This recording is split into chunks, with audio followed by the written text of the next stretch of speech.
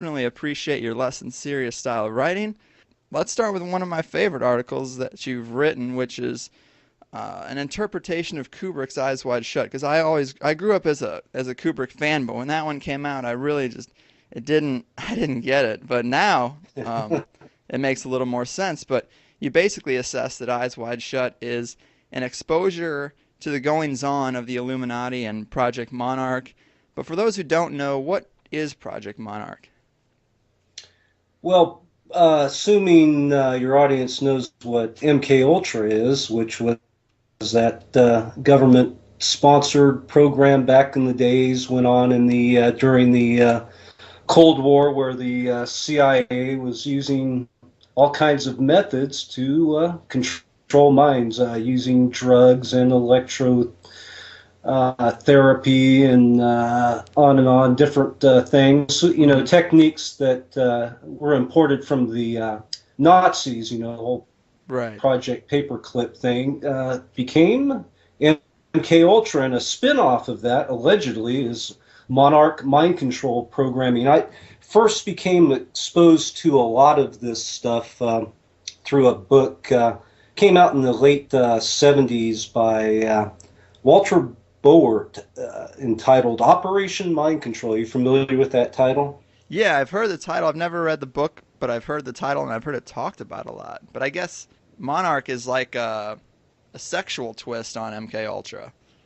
Well, when he published that book in the late 70s, it came out, kind of caused a stir. He wasn't talking about Monarch at that Hmm. point, but then all of a sudden, all the copies vanished. Somebody bought them up. It was probably a government job, didn't want some of this information released. Bowart, then in the late 90s, came out with his second edition of this Operation Mind Control. And that's where I first read about a lot of the Monarch revelations. And one of the he just used people's initials as his sources, but one of his sources, who he called O, later turned out to be Kathy O'Brien, if you're familiar with that name. And she's one of Yeah. the first people that came out talking about Monarch. As far as I could tell, there's also somebody named Bryce Taylor. That was is a pseudonym. And so this Monarch, according to the witnesses, the victims, was spin off of MK Ultra and used different types of programming and such as Wizard of Oz imagery and these type of things to create their basically alters in their victims, different personalities that they could use to be assassins and drug couriers and different things. Hmm. And so I got interested in this. This was the late 90s, and it seemed like that's when they first started talking about it. And all of a sudden you heard of, uh, suddenly people came out and were talking that they'd been Monarch victims. And if you continue to follow the trend, it's just exponentially grew since that Right. time. Much like when people started first being regressed for uh, UFO abductions. yeah, UFO abductions, that seemed also to take off during a certain period in the late 70s to mid 80s. And something similar now is this super soldier stories you're hearing about. I just a few years ago, there was a guy named Aaron McCollum who came out talking about this, and all of a sudden, you have all kinds of super soldiers popping up. So, anyway, I delved into all of this, a lot of this Monarch program, and how Monarch works. They would allegedly take children at the time of birth and initiate them into this Monarch programs, and the parents were all involved in this. And the name, it's alleged that the Illuminati are behind all of this, that super secret organization that's right in our face, I guess, with all the imagery we see nowadays. And so it was this huge intergenerational program that who knows goes how far back, and that's kind of the Monarch programming. They use these different subliminal images and messages and like movies to program this process, and they'll use these things in the Monarch programming. And supposedly, from what I've read in these books, the Wizard of Oz is used a lot in this programming. So, with that background in mind, when I saw Eyes Wide Shut, I started seeing all kinds of imageries and hints and winks to the Wizard of Oz within the film. And I thought, is this some type of programming tool? So, are they using Eyes Wide Shut? Was what's his name, Stanley Kubrick, using this sort of as a revelation of the method? And I'm sure you've heard that term. Right. And so just going through the film, I can take you through a few scenes if you'd like, so I can point out some of the Wizard of Oz imagery. The first thing that you see in the movie, there's this lavish party that's hosted by some bigwig named Ziegler, and he's actually played by Sidney Pollack in the film, who was a director. He directed, I believe, Kramer versus Kramer and different movies. And so we see at this party Tom Cruise character there, and he's Dr. Bill. I'll refer to him as Dr. Bill, is at this party, and he finds himself seduced by two beautiful models, as they call them. Remind me to talk about models in a minute, because the term models is kind of a code word. And so they're kind of leading him into an apparent menage a trois. And when Dr. Bill asks them where they're taking him, and as they lead him away by his arm in arm, they tell him where the rainbow ends. And I thought, that's interesting. So that appeared to be an allusion to Monarch programming. Later on, after that scene, there's also an interesting scene in there where the beautiful young lady who's nude in the guy who's hosting the party, Ziegler, in his bathroom, she's ODing. And so Dr. Bill comes and he's able to revive her. So just keep in mind that, the drug addiction is another common modus operandi in the control of these monarch sex slaves. So the women at these parties, it's kind of inferred that they're these type of programmed sex slaves. And so, with this whole monarch programming, it's interesting that just going back, it allegedly deals with programming boys and girls and their roles, and using sexual molestation and other trauma such as satanic ritual abuse as part of the programming.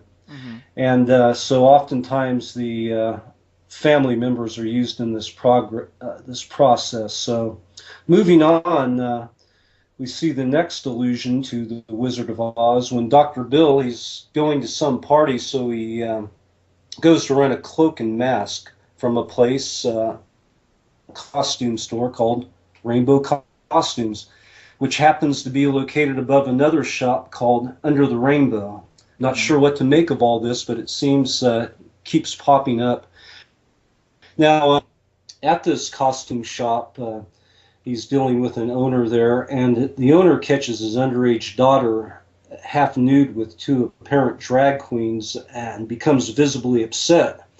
Then in a later scene, the shop owner does an about face, and he ends up pimping out his daughter to these same drag queens, and he tries to interest Tom Cruise character, Dr. Bill, in her as well. So there's this transformation we see there. And a lot of times the monarch programmers or the people who've been programmed will talk about transformation as being in a trance. That was the name of Kathy O'Brien's book, Transformation in America. So in the film, there's this transformation of father to pimp and daughter to prostitute.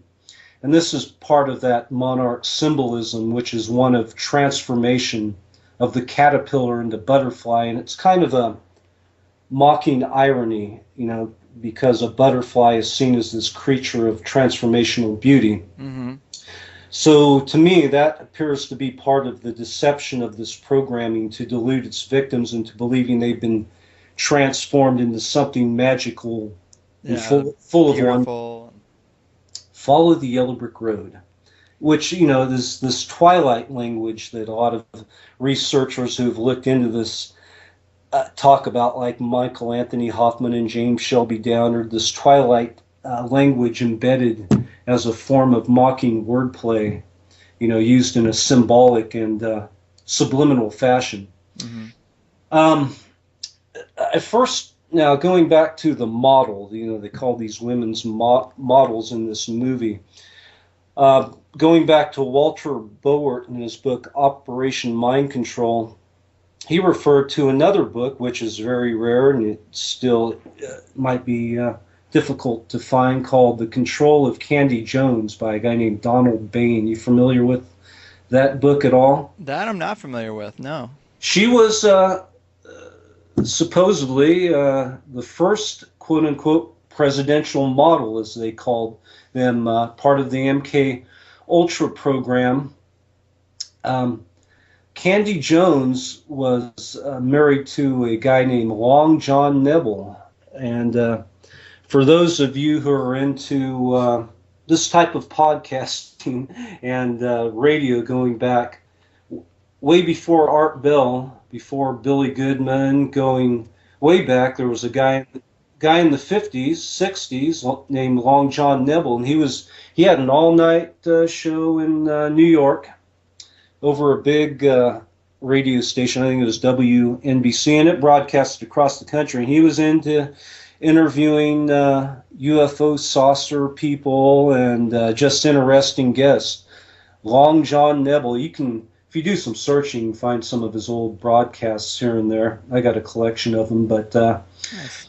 Anyway, he married a lady named Candy Jones, who had been a model and a dancer and this and that, and she helped him with his radio program. And she also had split personalities she seemed to go into, much like Sybil from the movie. So Long John Nebel didn't know quite what was going on to her, so he took her to a psychotherapist or a hypnotist, and they put her under regression, and under that it was revealed that she was a victim of an MK Ultra program, and she was one of the first presidential models who was used as a drug mule, not a drug mule, that's some of the other monarch people, but as a message courier for intelligence agencies, and also as a sex toy of the rich and famous,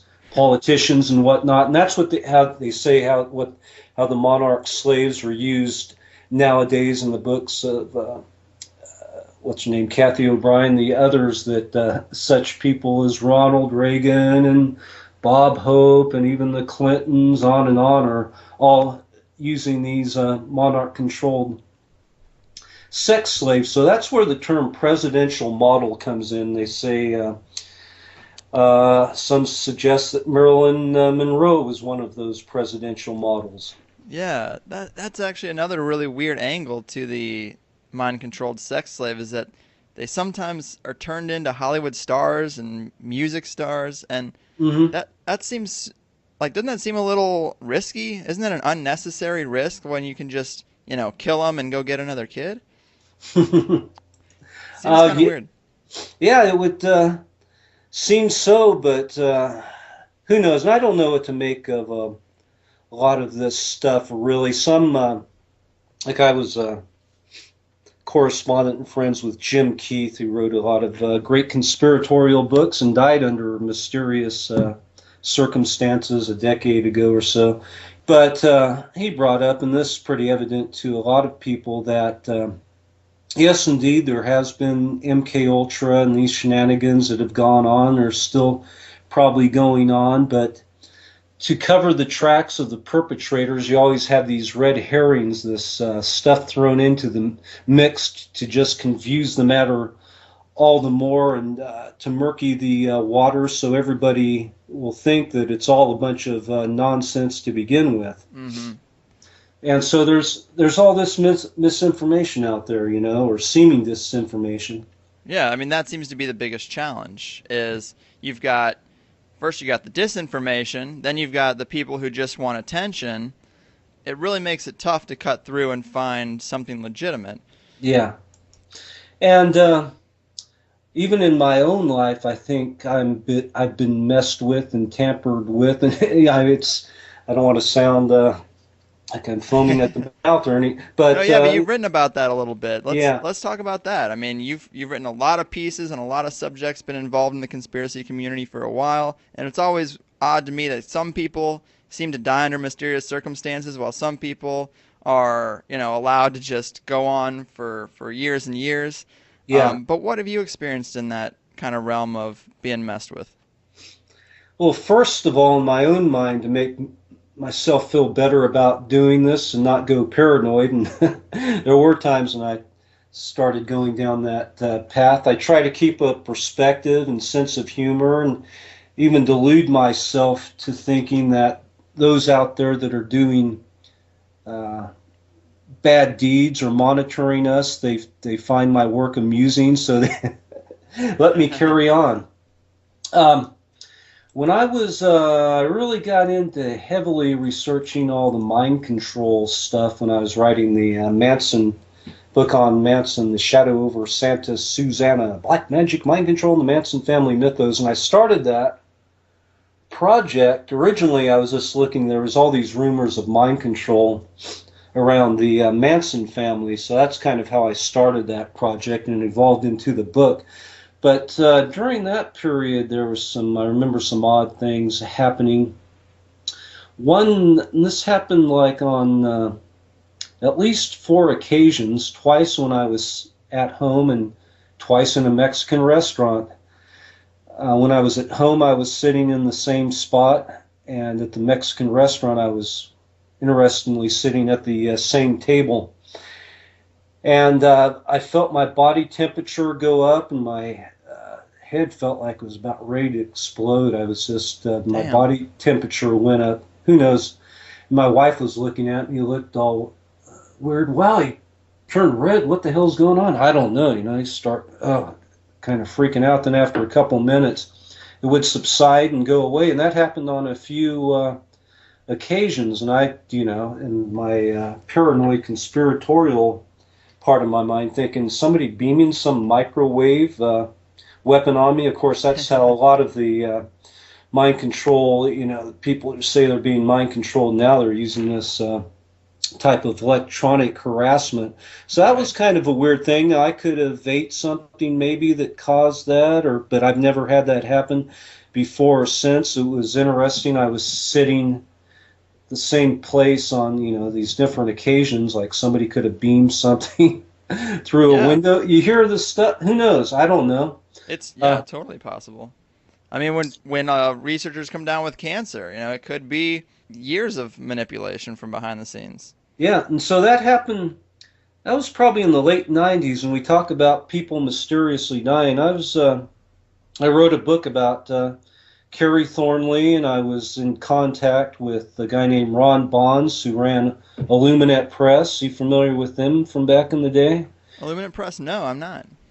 That was the conspiracy publisher. He's a good guy out of Atlanta, Georgia, that area. Published all of Jim Keith's books. Okay. And Jim Keith was good friends with Ron Bonds. In fact, at the time of his death, he and Ron Bonds were working real closely, and they were going to publish Kerry Thornley's JFK assassination book. They had published, and I don't know how familiar you are with Kerry Thornley, they had published Kerry Thornley's other books as well, The Idle Warriors and Zenarchy. So those got the key 3 players with Illuminate Press, and they all died within about a year of each other in the late 90s under odd circumstances. Kerry died of a rare disease. Jim Keith was at Burning Man festival out there in the desert, jumped off a stage and kind of broke his leg or injured his knee and went in for surgery and died under surgery when a blood clot went to his brain. Huh. And Ron Bonds, the publisher of Illuminate Press, died of food poisoning during the same period. And some people subscribe a conspiracy. It's interesting. Those three guys all died at the same time. That is suspicious. Yeah, and I'm doing more. I'd encourage folks, if this area of inquiry interests you, to check out my book, The Prankster and the Conspiracy. It's the story of Kerry Thornley, and that's a whole nother ball of wax there to get into. But as far as this thing of being monitored and harassed, I'm thinking of a few other things. One incident interesting when I knew Robert Anton Wilson, and I interviewed him for my book on Kerry Thornley, because they were friends at one time, and they were players back in the day in the Discordian Society movement, kind of a spoof religion. Kerry Thornley claimed that he was subject to just this type of harassment, MK Ultra, mind control. And I interviewed Robert Anton Wilson on this around sometime in 2000. A friend came with me there, Greg Bishop, recorded the interview for me. Then he took it home and he was going to edit it, put it on cassette tape for me, So period of time passed, probably a month or two, and I say, hey, Greg, when are you going to get me that Wilson tape? He said, oh, okay, I'm working on it here. I'll get it to you shortly. Just hang on. So, okay, I'll give him some time. He's a busy man. I wait, next time I talk to Greg, a couple months or whatever, right? When are you gonna get that Wilson tape to me, man? I got to get going on the book here. And he goes, well, I sent it out a couple weeks ago. I think you would have had it by now. Oh, shit. And I went, oh, okay. So it didn't show up, and I pretty much wrote it off. Okay.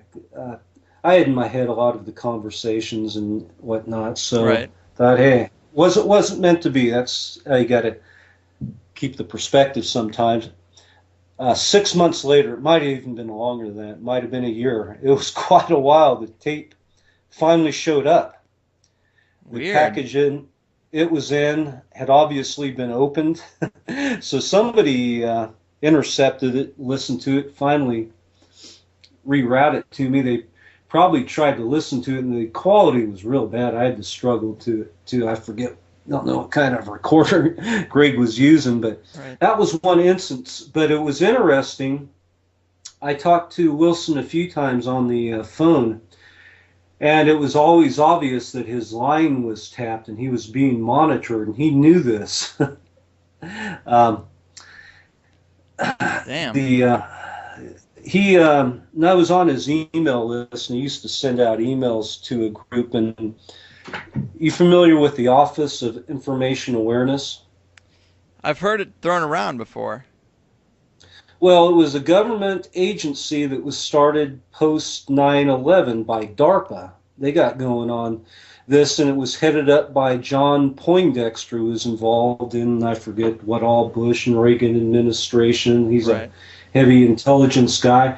And it was basically, and if you look at the symbol for the Office of Information Awareness, the initials of that are IAO, which is like a Crowleyan, part of a Crowleyan ritual chant. Mm-hmm. A lot of people point to that. But if you look at the symbol, the logo they came up with, it's the eye of the pyramid with a kind of laser beam shooting out of it. It looks just like the cover of Robert Anton Wilson and Bob Shaye's The Illuminatus trilogy.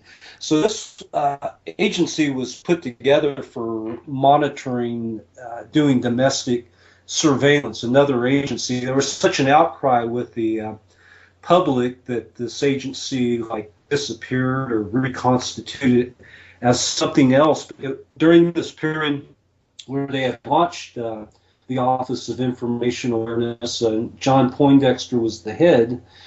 Robert Anton Wilson used to CC all his email messages to John Poindexter.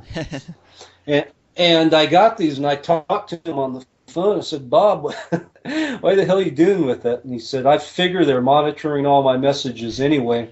Might as well just make it easy for them, and maybe this will eliminate a job and cut down on taxpayers paying for an extra position within this agency. So he was another fellow, and there's a few of the folks. These are all 60s kind of free thinkers, libertarian radicals, involved in the anti-war movements, the Robert Anton Wilsons, and a few other people like Luis Lacy I interviewed, and other associates of Kerry Thornley. And a lot of times talking to them, you hear the telltale click. I know that sound when a phone is bugged. Nice. And so these are instances of when I felt like I was being monitored. And a lot of this took back in the late 90s, early 2000s, when I was more heavily, maybe I deeper in there. Did something that alerted the attention of whoever is watching us. It seems almost like a movie in itself, but I mean, the thing is, the further down the rabbit hole I go, the weirder and more confusing the situation becomes. Like, it almost seems like all the dots connect, but you hear about these satanic rituals, and you think that they're just there to satisfy, at least I did, to satisfy some ridiculous ego and power issues. But the symbolism comes back in movies, even in Disney movies and in music. And do you think that it is just to satisfy their ego, or are they conjuring up some kind of dark energy?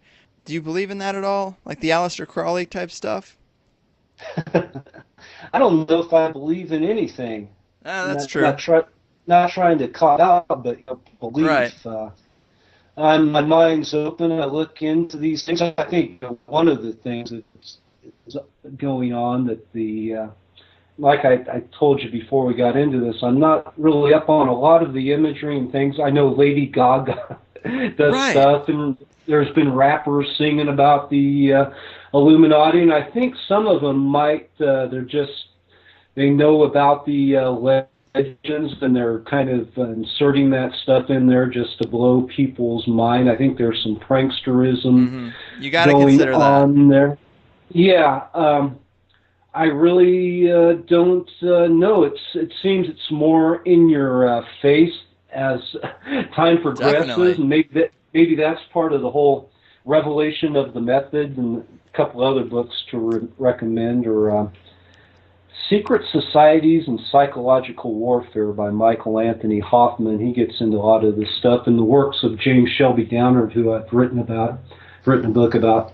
Downard, this revelation of the method with all this subliminal imagery, that there's this processing that's going on over time that's basically leading us up to a point where we'll be totally controlled, and as time progresses it becomes more in your face and more obvious, and maybe that's what's happening. Maybe that's why it's becoming more obvious that we're getting close to whatever this end time weirdness 2012 is. I don't know. Right, we're getting very close to that. We're talking about belief. I don't know. You can, like you're saying, if you start connecting things, you jump down a rabbit hole.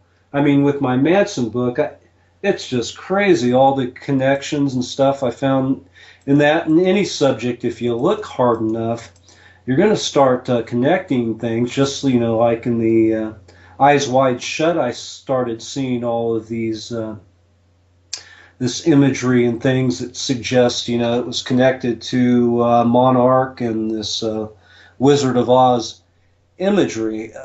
I don't know. It's much like the 23 number thing that Robert Anton Wilson and the Discordians got into. They kind of put it out there as a meme in popular culture that there was something magical to the number 23, and people started seeing it everywhere. But I found when you start looking for things, you start seeing them. It's like this Right. 11 thing going on. I had some friends that were into that. I was going, oh, this is another deal. But now I'm noticing it all the time, and it's something I was probably always seeing, but now I kind of key into it. I'll look at a clock. It's 11:11 or Right. whatever. That's part of what makes it so weird, is because you've got skeptics who will say, well, this is just part of, this is a normal phenomenon for the human mind where you start connecting things and they're not necessarily related. But then if you go into, like, even all the different subcategories of conspiracy, like weather manipulation, then it becomes every single tsunami or hurricane is weather manipulation. Then you look at the whole angle of the Project Monarch sex slaves becoming celebrities, and then it becomes, oh well, it was Madonna, it was Marilyn Monroe, and it's like, it almost seems like no one can get popular unless they were part of these satanic orgies. It's just a weird. Oh, and also, assassinations. You get into the Batman killing. Oh, that was mind control. Oh, the school shootings. Those were mind control. And it almost starts to seem like every event that is odd on the radar is connected to the same thing. I almost find myself being like, is this just a normal weird thing, a weird phenomenon, or is there something there? Because I'm still going to my 9-to-5 job, and it feels like none of this is really out there.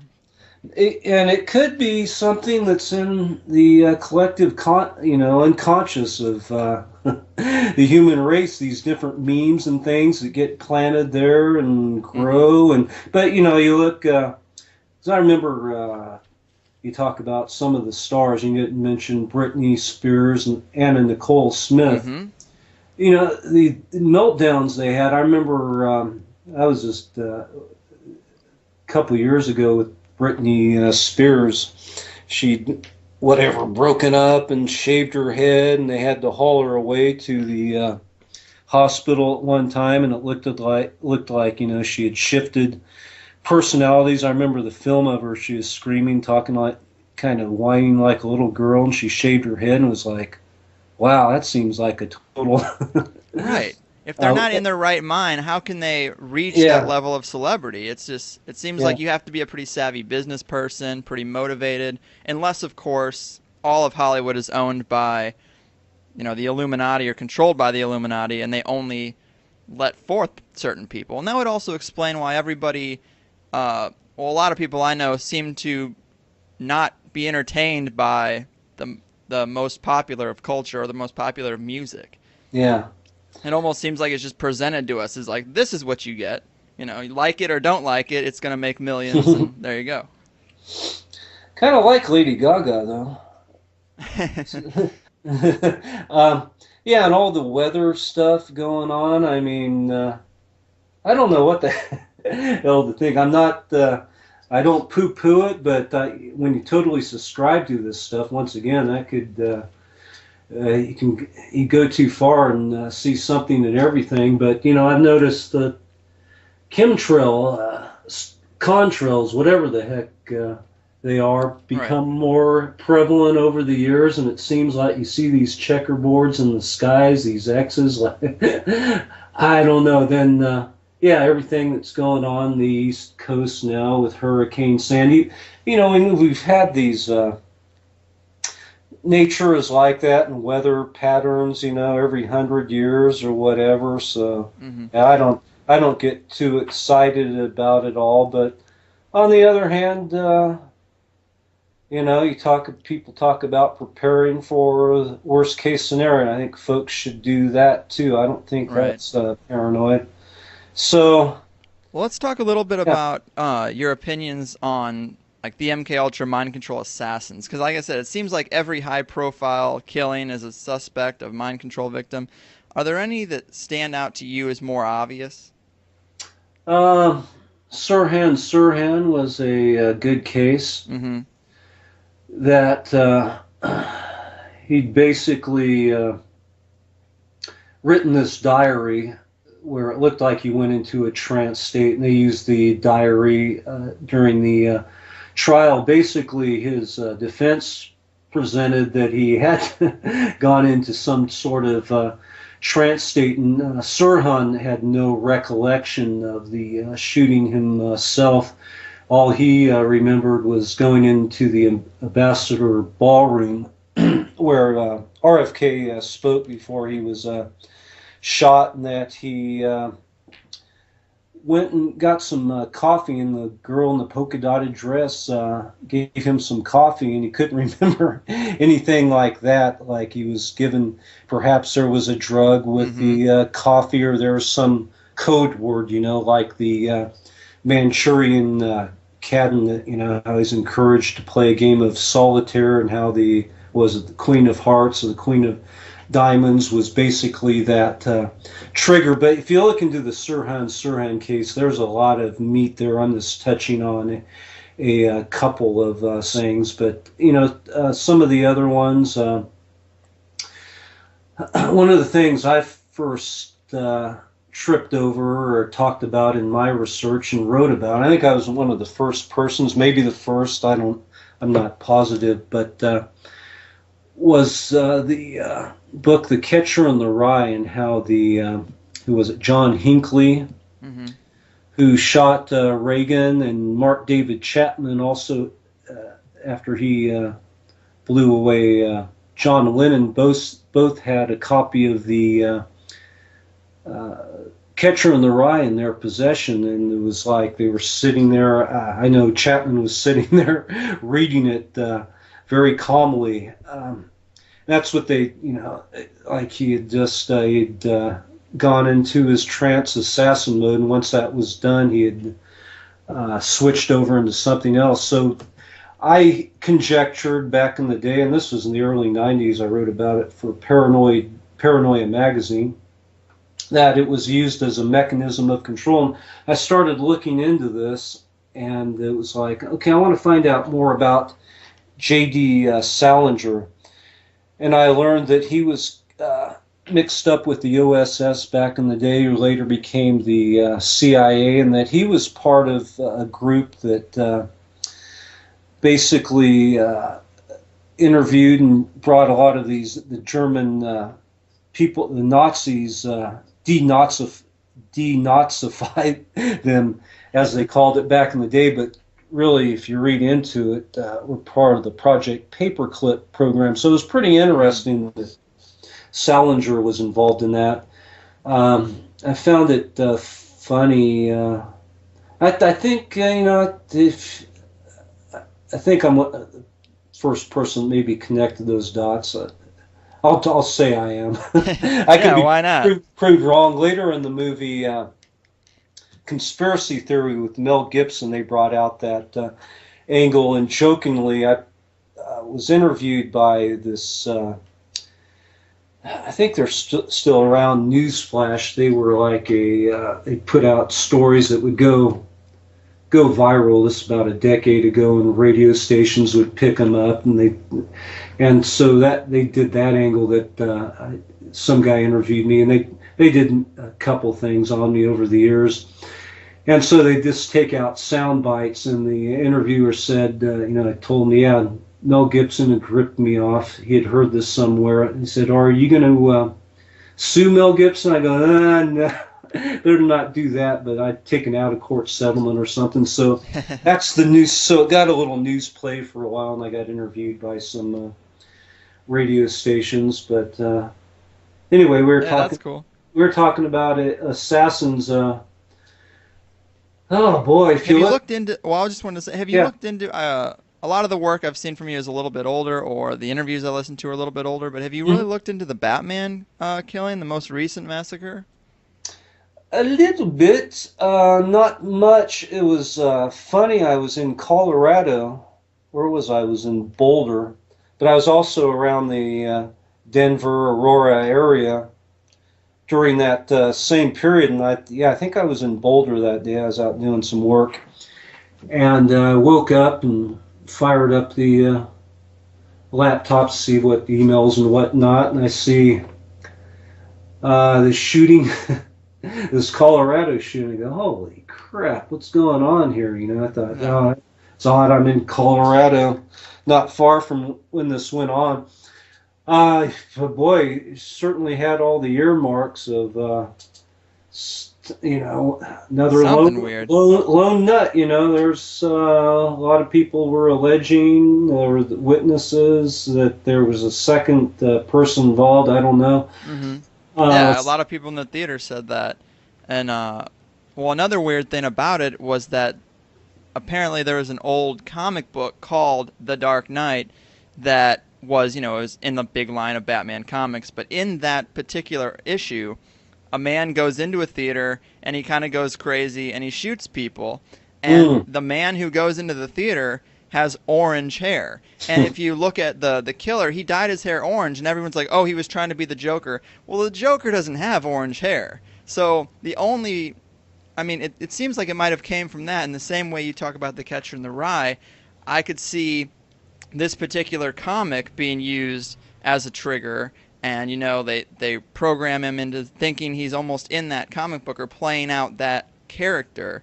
And another strange thing about it, and it's much creepier if you see the picture rather than hear the explanation, but during the London Olympics, they did some really weird opening and closing ceremonies, and in the closing ceremony they had like some guys doing like a cheerleader's pyramid, and they were wearing suits, and they had the exact same hair. They had, orange hair that was all messed up, and it looked just like him. And it seems really odd that they would. It almost like they were parading their covert activities at the London Olympics.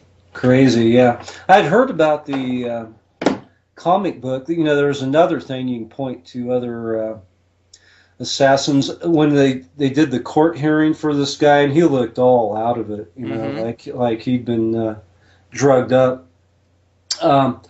Apparently, and I forget, it was like a woman in a red dress, pink dress, something stood up. And I haven't seen the actual footage, but said Right. something about some program that the truth needs to come out about, whatever.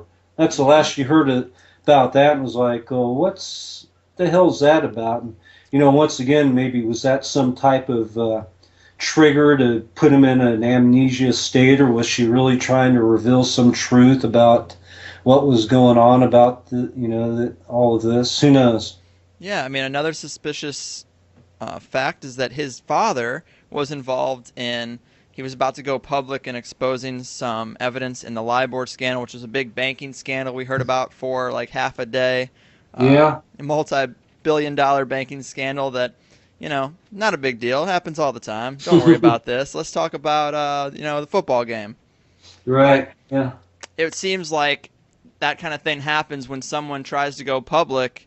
Someone in their family goes crazy or ends up dead. Mm-hmm. But Yeah.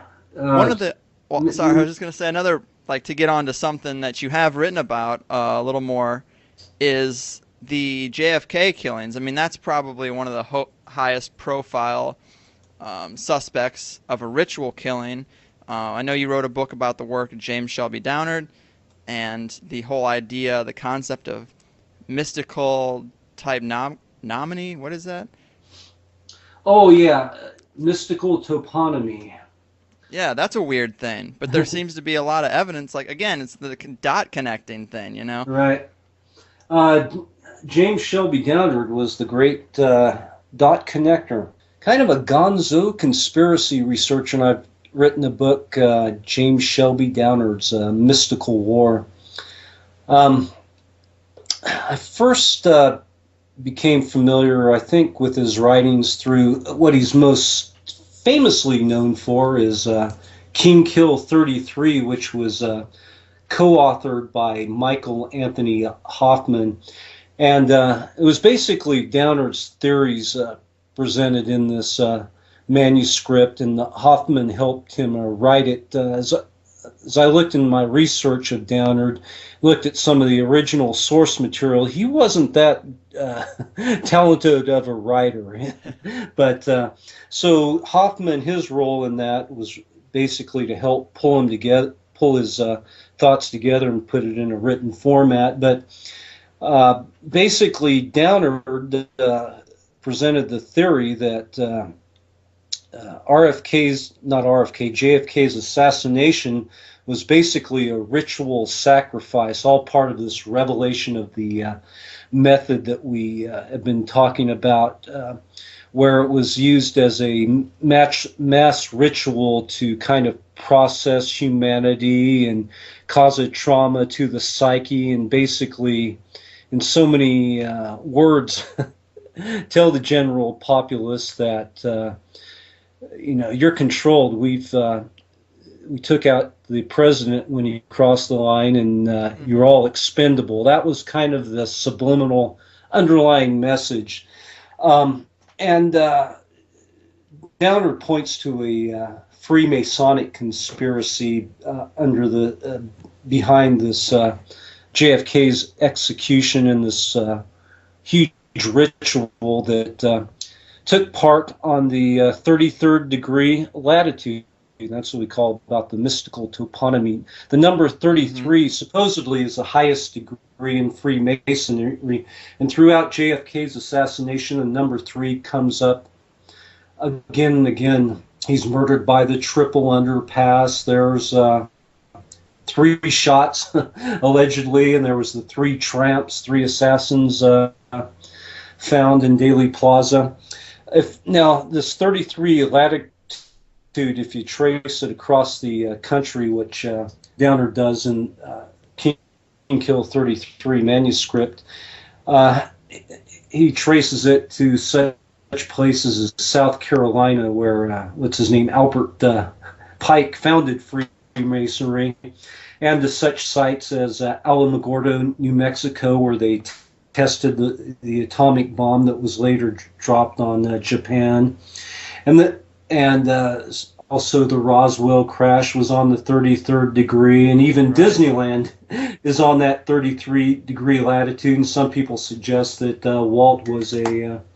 Uncle Walt Disney was a Mason drag, and there's even a 33rd or Club 33 there. So anyway, it was Downer's contention that JFK's assassination was a Masonic ritual. That's kind of the theme or the idea behind that theory. A lot of people,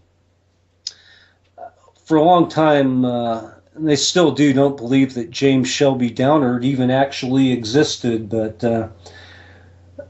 in my mind, the research I did showed that, yeah, he was a real living and breathing human being, kind of a larger-than-life character. So that's why a lot of people think he was some type of literary creation constructed by Michael Hoffman and William Grimstead or Adam Parfrey, who published some of his works.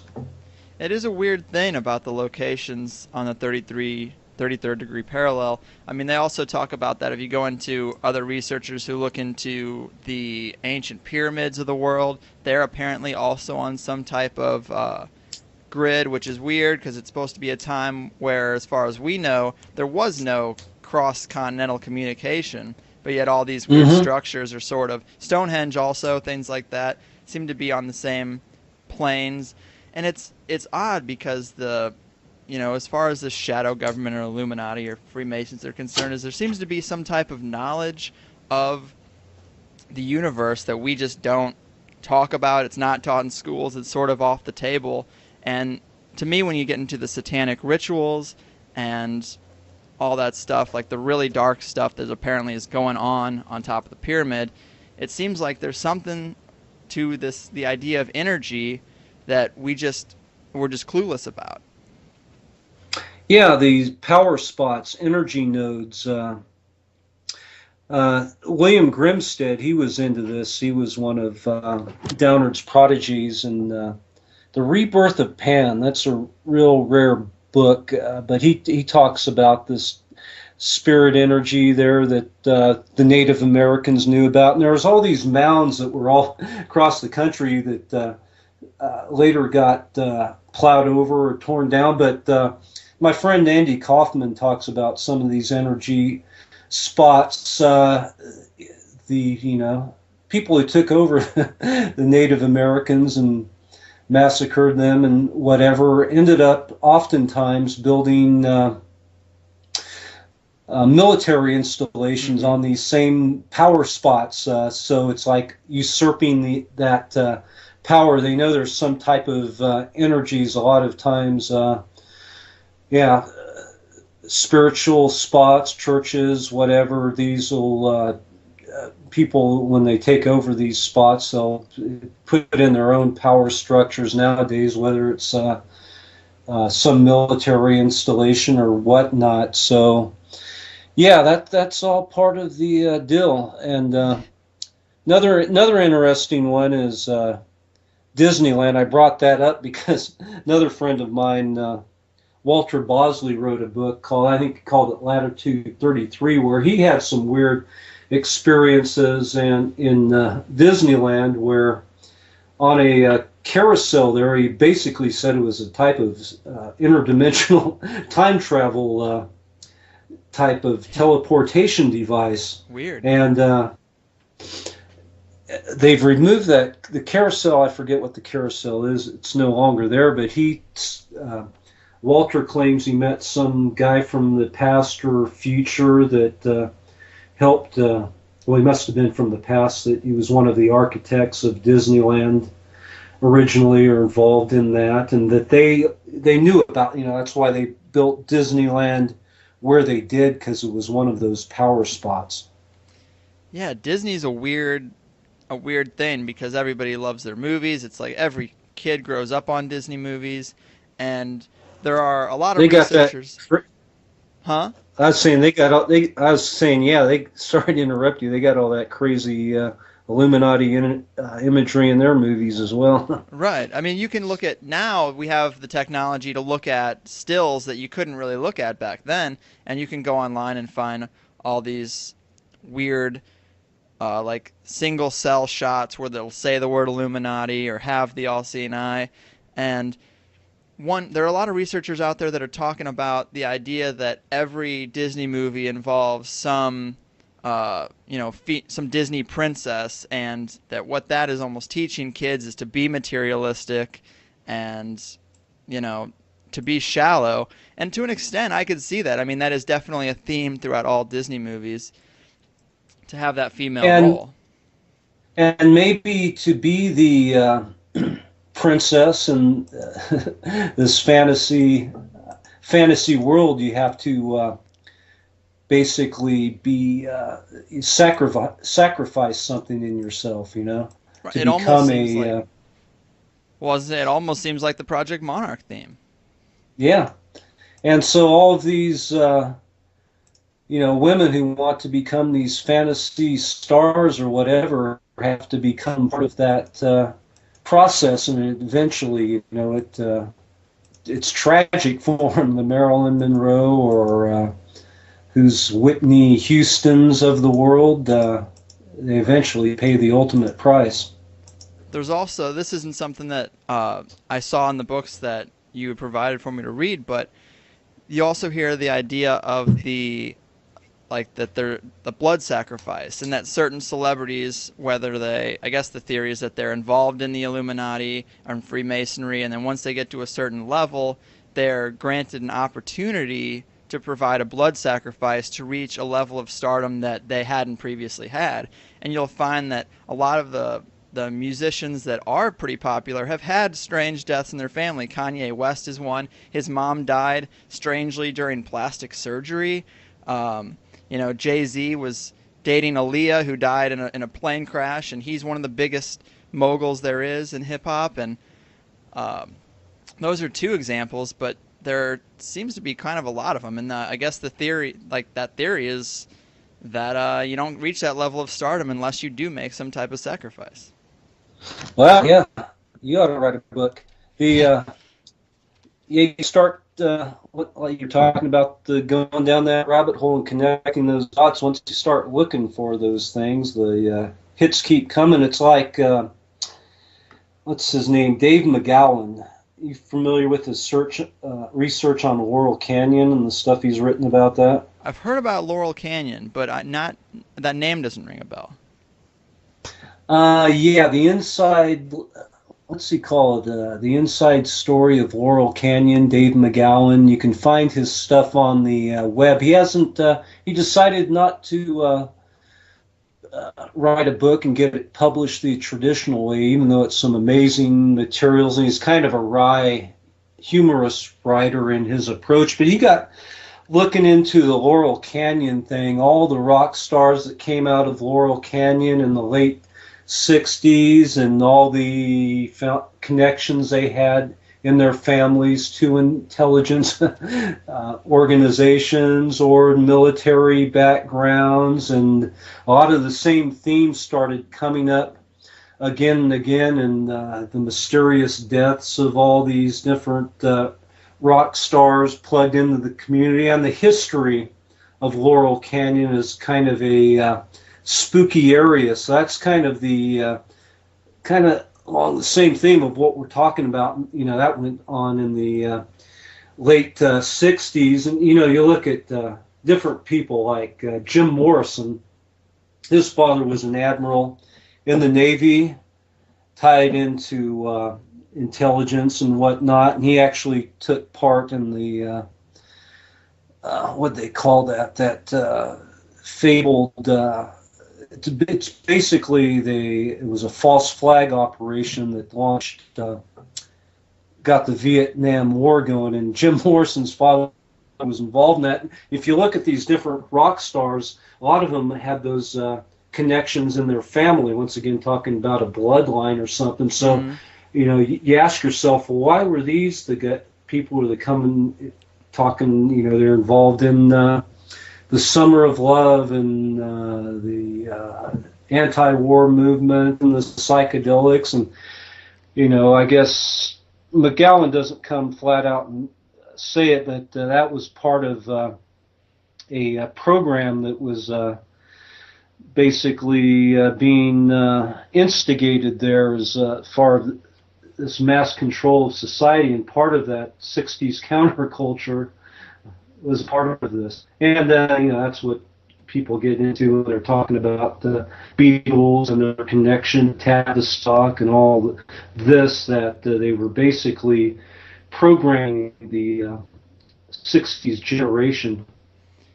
Yeah, and I liked reading a lot about that stuff in your work because, you know, most of my conspiracy knowledge is pretty much post 9/11, really, because that's kind of what set me off in high school. It just seemed so staged. It just did not seem like a plane would knock a building down in that fashion. I mean, but I guess that's just one of those things. It just looks weird to you or it doesn't, you know. And the people that it doesn't look weird to them, and I can't really reach them. But you know, before we wrap up, I wanted to give you a minute to talk about the Manson family, because I know you've done so much research into that. And, you know, I've always only just known the cliff notes to it, you know, pretty much what you see on TV. But what are some of the misconceptions of the Manson situation and the killings there, and kind of the strange connections that you've come across? Oh, boy. I know it's a big question, but I've been talking about this and writing about it for so long, I've forgotten half of what I learned about it all. But misconceptions. Well, I got into it. Let's approach it this way. I got into it. There's a famous conspiracy researcher by the name of Mae Brussell. You familiar with that name? Mae Brussell, no. Okay, yeah, so I'm taking you back old school. All right. And let me preface going into Manson, you talking about 9/11. The Kennedy assassination was my 9/11. That's what got me going and questioning everything that came afterwards. Right. I had been looking at all this stuff for so long. When 9/11 happened, it was like, oh, here we go again. It's just review. And so I'm kind of stuck into the old school stuff. I haven't looked in, every time one of these things pops up, I go, oh, maybe it's the same script they're using. But so you're one of the new breed looking into this stuff. I'm the old school guy. I like that. Yeah. I should note I was interviewed. I'm not sure if you're familiar with Visigoth and a lot of the interviews he did. Yes, I actually listened to that one.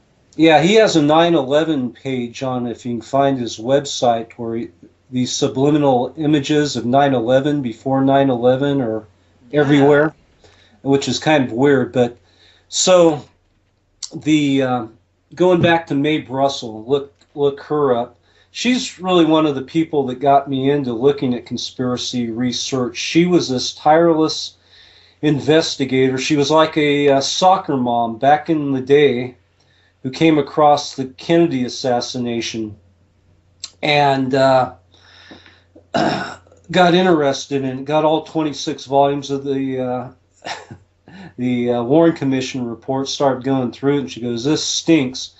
So she started connecting the dots, and she did a radio program, and she did this for years, looking, and there's hundreds, thousands of hours of tape recordings of her getting into things, breaking them down. The last thing before she died under mysterious circumstances in the late 80s, she was looking into this military involved with Satanism and mind control, and that might have done her in. So Mae Brussel got me into conspiracy, and Mae Brussel was talking about the Manson family. And she was usually, I think sometimes she went off the deep end of the rabbit hole a little bit too deep, but she was talking about back in shortly after the Manson family murders in the early 70s that she thought it was a military mind control operation. And so that got me looking into a whole bunch of other theories that you normally people don't talk about. They're talking about them more, about the Manson family, the conspiratorial aspects, such as maybe Helter Skelter was kind of the Helter Skelter theory is presented by Bugliosi was a cover-up of what really went down, that maybe there was some mind control aspects going on there. Maybe the mafia was involved. There were drug burns going on. Maybe the victims weren't as innocent as they were portrayed to be, because they were involved in the drug scene, and Manson had deep connections in the rock music industry and knew people in movies, and so you got all these conspiracies going on that aren't normally talked about. And so that's what got me interested in the Manson family story, and I think that's kind of my long-winded answer to how I got involved in it. Vincent Bugliosi, he's interested. If you just start looking there, he was the prosecutor, the DA for this thing back in the day. Wrote the book Helter Skelter, which presented the theory that Manson was somehow influenced by he heard the music of the Beatles, and that was one of the influences that caused them to do the mass murders there. When you look at Vincent Bugliosi, though, Mae Brussel is she would be one of the first to point to him as being a what did she call people like him? Investigators that get involved, but will put out some of the truth, but not all of the truth. And if you look later at Vincent Bugliosi, he got involved in the RFK assassination, and also wrote a book about the JFK assassination. The final word that Lee Harvey Oswald was the lone assassin. Yeah, kind of like almost like disinformation or just withholding. Yeah, a disinformationalist. And so,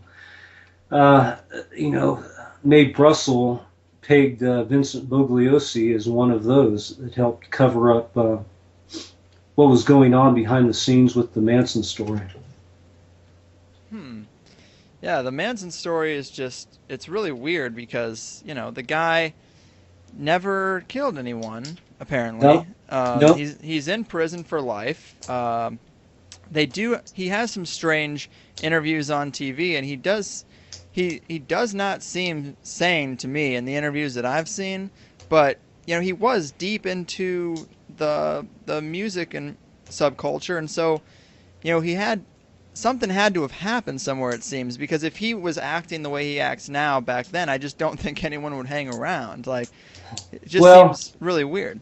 he's crazy like a fox, I think. And that's kind of a game he plays. One time he said, he'll say some interesting things in the interviews. A lot of it's gibberish, but he'll throw out some nuggets now and then, like after he got locked up, he asked, "So I want to know who was peeing on my leash," which inferred that they had let him loose, let him out to do his thing, then they pulled him back in once he had served his purpose. Mm-hmm.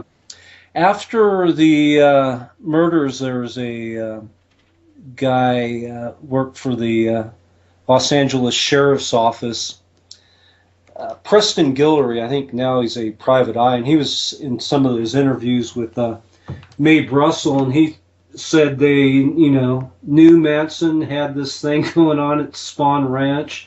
There had been some rape charges against him, but this was somebody who was on probation, and they knew he had weapons there, but the word Preston Guillory was hands off on Manson for a period of time, and he got frustrated wondering why they did that. And he believed that they were using Manson as an agent provocateur, whoever they is, the alphabet soup agencies, during that whole period of COINTELPRO, where they were infiltrating the hippie movement and the Black Panthers, and so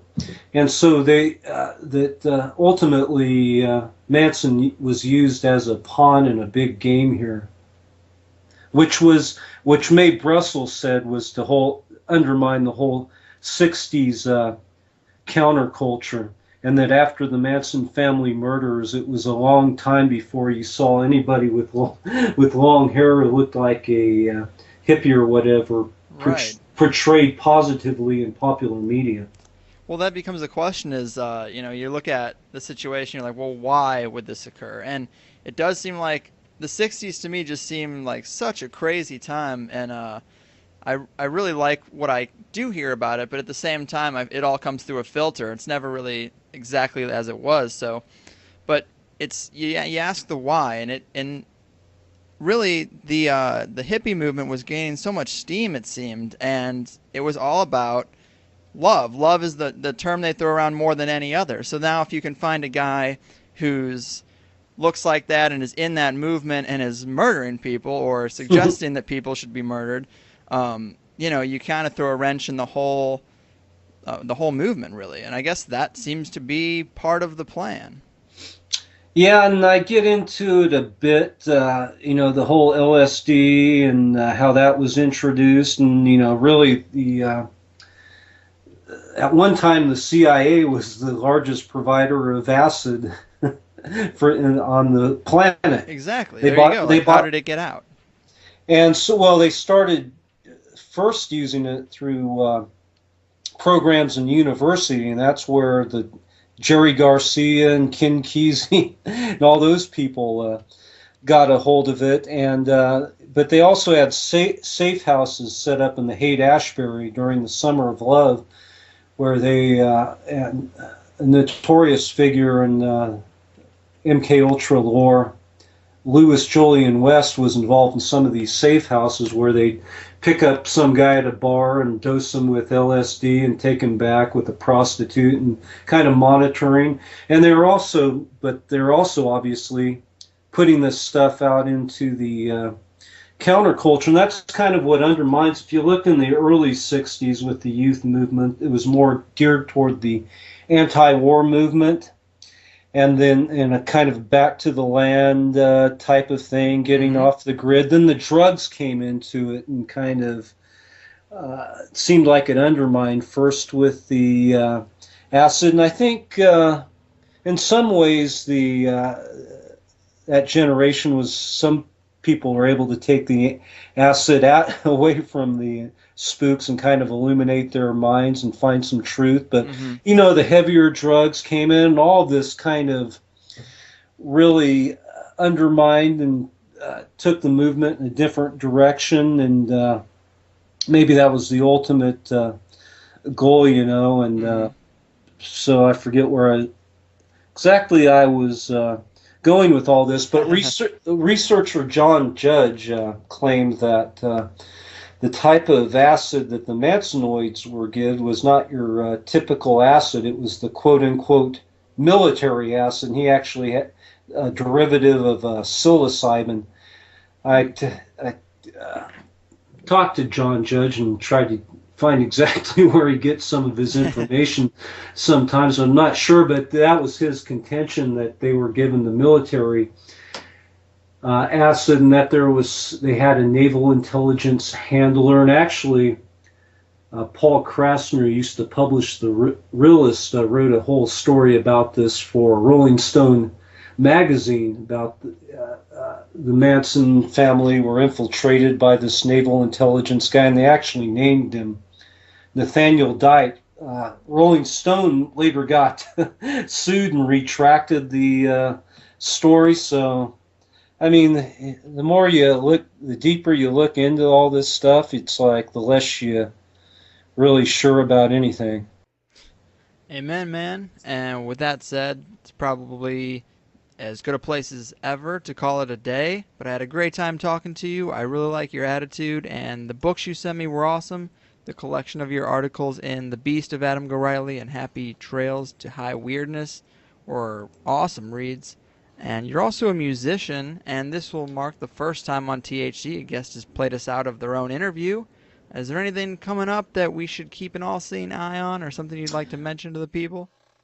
I am working on a JFK assassination book, and well, nothing more than that. I just want to plug again to make my publisher happy. They've done a great job with Happy Trails to High Weirdness, a conspiracy theorist tour guide. So if you're going to look into one of my books, why don't you buy that one? Yeah, and that is a good one, because as I'm getting into this stuff, I start to think, and with this show, I'm like, man, I wish I could get more connected to the community, or at least go to more conferences like the Conspiracy Con, stuff like that. And your book is really it's a narrative of those kinds of events and conferences. And yeah, it's really interesting. It's great. Well, thank you, and thanks for having me on. Yeah, of course, man. And what's your website? AdamGorightly.com? Yeah, there's that, and I kind of have a goofy blog that doesn't have much to do with conspiracy, but I have, anyway, that's Go Rightly at WordPress.com, where I feature a Devil Girl of the Month and a Crazy Bongo Broad of the Week, and I put a kooky Christian album cover, so that's kind of just a fun thing there. And then those who do Facebook, they can Facebook me. I'll Nice. take on any new friends, and so yeah, that's kind of my presence on the web there.